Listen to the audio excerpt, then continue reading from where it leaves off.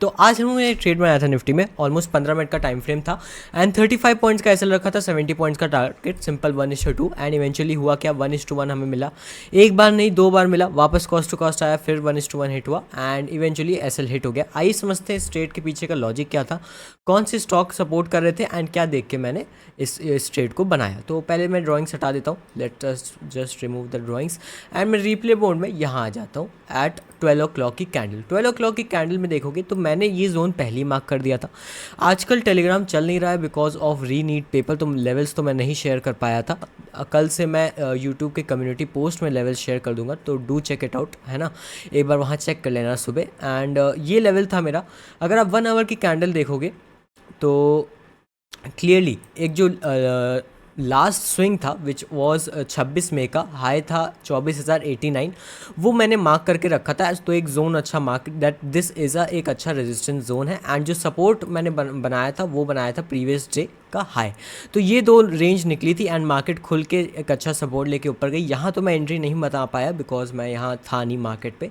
5 minute पे देखोगे तो एक अच्छी आपको यहाँ एक अच्छी एंट्री मिल जाती है on the positive side, but मेरे को एंट्री एक 15 मिनट में बेरिश मिली क्योंकि मार्केट ने ऑलरेडी एक बार रिजेक्शन लिया, ट्राई किया, ऊपर गया, ऊपर भी से भी रिजेक्शन लिया 24,100 से। तो 24,100 एक अच्छा रेजिस्टेंस लेवल था, ये हमें पता चल गया था। जैसे ही एक अच्छी engulfing candle, strong candle close हुई जिसमें विक नहीं थी, हमने एक अच्छा शॉर्ट ट्रेड बनाया। एसएल जो रखा 35 पॉइंट्स का रखा, 40 पॉइंट्स का कुछ ज़्यादा ही बड़ा हो जाता है ना। 35 पॉइंट्स का was just above the candle and above the zone, so this was a good place for stop loss and simple 1:2 का टारगेट था कि प्रीवियस डे हाई को हल्का सा भी तोड़ेगा, 24,000 तक आएगा एंड विकआउट भी कर देगा तो भी हमारा 1:2 तो हिट हो ही जाएगा। एंड इवेंचुअली चला भी हमारे डायरेक्शन पर। पहली बात ये कि बहुत साइडवेज थी आज मार्केट, बिल्कुल भी मोमेंटम नहीं था एंड बहुत धीरे धीरे स्लो कैंडल बना रही थी। Although we were trading on 15 minute, तो कुछ तो एक्सपेक्टेशन थी कि एटलीस्ट 10-20 पॉइंट की तो कैंडल बनाएगा, बट नो, 4 पॉइंट, 1, 14, फिर फाइनली 14 पॉइंट की कैंडल देखी एंड थोड़ा मोमेंटम आया, 14-19 पॉइंट का 2 कैंडल मोमेंटम आया, लेकिन तुरंत बाइंग फिर से आ गई।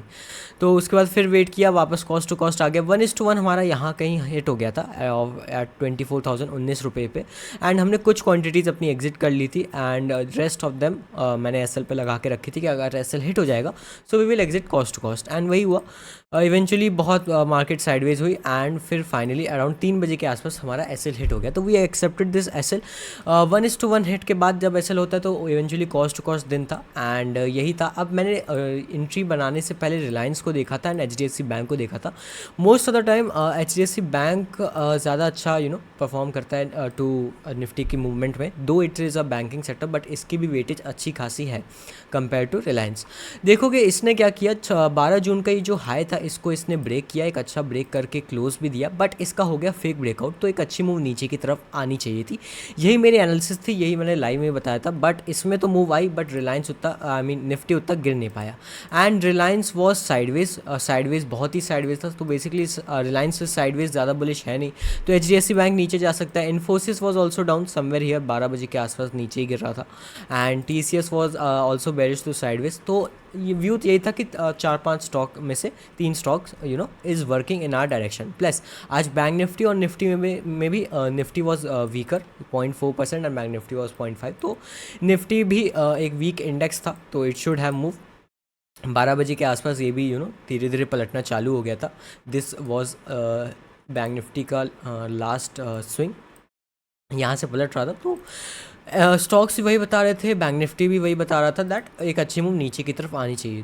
1:1 हिट हुआ, उसके बाद स्टॉप लॉस हिट हो गया, we have accepted and cost to cost भी आज भी दिन खत्म हुआ, कल भी कॉस्ट टू कॉस्ट पे दिन खत्म हुआ था।